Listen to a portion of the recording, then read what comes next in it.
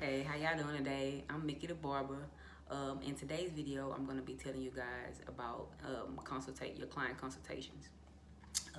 Now, for me, I do over the phone consultations. I make the client send me a picture of their hair at the moment and their desired look. Basically, so I can get a feel for what they're going for, um, as far as their hair, what they want, and if I can actually accomplish that or not. Another thing is too, when I look at their pictures, I can kind of go off of eyesight as far as what texture that they need. So for me, it's a little bit different. But if you're just starting with doing hair replacement, then I would suggest that you do an in-house consultation.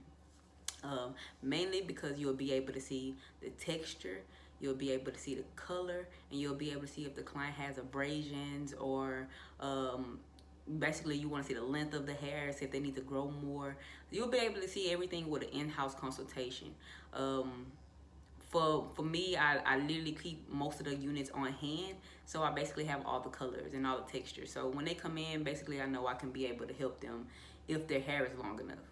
But I would definitely suggest that you do an in-house consultation so you can basically see everything that you need to see right then and there. It'll be a little hard through phone, especially with the color.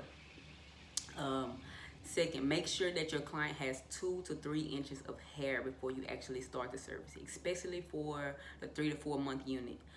Because it has a base, it needs to be a little higher. So I would suggest that you make sure that your client has enough hair for that higher look. If they hit you up in their ball, or they hit you up in their hair has like 1 inch of hair, make sure that you tell them to grow their hair in for 2 to 3 weeks.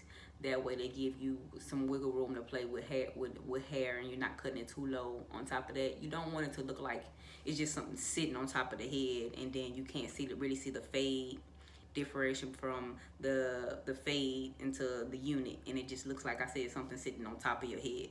So for real, make sure that your client grows their hair and they have 2 to 3 inches of hair, and also make sure that you do an in-house consultation. I promise you that it will be way better if you do an in-house consultation versus over the phone like I do.